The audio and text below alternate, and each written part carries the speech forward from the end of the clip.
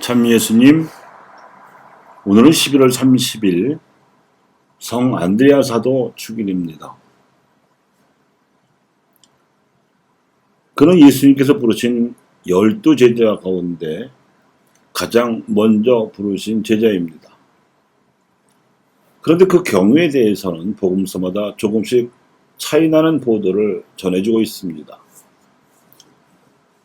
공관복음서에서는 형 베드로와 함께 갈릴레아 호수에서 물고기를 잡다가 예수님을 만나서 부르심을 듣자 이에 응답하여 따라갔다고 기록되어 있는데, 요한복음서에는 원래 요한 세례자의 제자였다가 스승의 천거로 예수님의 제자가 된 다음 형 베드로를 이끌었다고 기록되어 있습니다. 마르코의 보도에서 한 당사자였던 요한의 기록이 더 정확해 보입니다.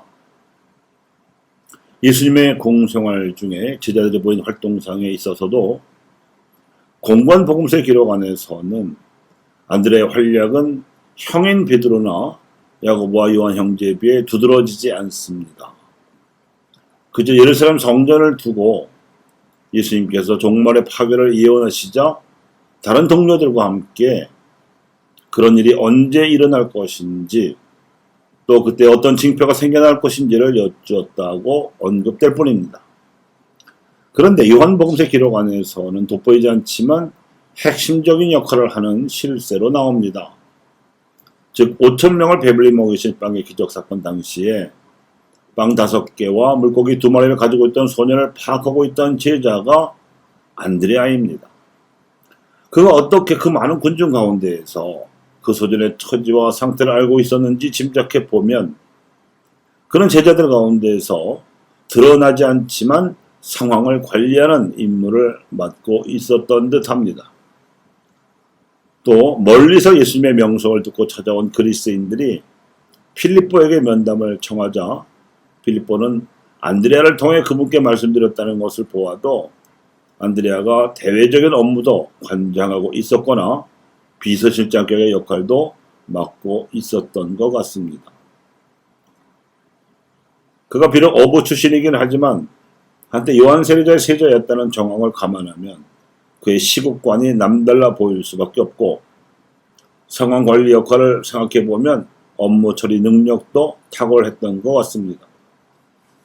요컨대 요한복음서 증언에 따르면 그는 요한 세례자의 제자로 있다가 스승의 청고로 예수님의 제자가 된 인물이고, 그가 자신의 형인 시몬을 추천했을 뿐만 아니라 시몬이 베드로라는 이름을 얻고 수제자로 임명을 받아 제자들을 대표하는 가운데에서도 실질적으로 제자들을 이끄는 중요한 역할을 한 것으로 보입니다. 그러니까 세례자 요한의 제자로 있으면서 의로움의 가치를 대변하는 노선을 걷다가 예수님의 제자로서 거룩함의 가치를 배우는 사도의 길을 걸은 셈입니다. 그는 예수님께서 부활 승천하신 후 그리스 지방으로 가서 복음을 전하다가 순교했다고 알려지고 있습니다. 그는 죽임을 당할 당시에 그리스어로 그리스도의 첫 글자로 된 X자로 된 십자가에서 처형되기를 원했다고 알려지고 있습니다. 그래서 그의 사후에도 그를 존경하는 러시아와 스코틀랜드의 그리스도인들은 지금까지 안드레아의 십자가로서 X자 깃발을 존중하고 있기도 합니다. 이러한 안드레아를 처음에 제자로 부르실 때 예수님께서는 나를 따라오너라, 내가 너희를 사람 낚는 어부로 만들겠다고 말씀하셨습니다.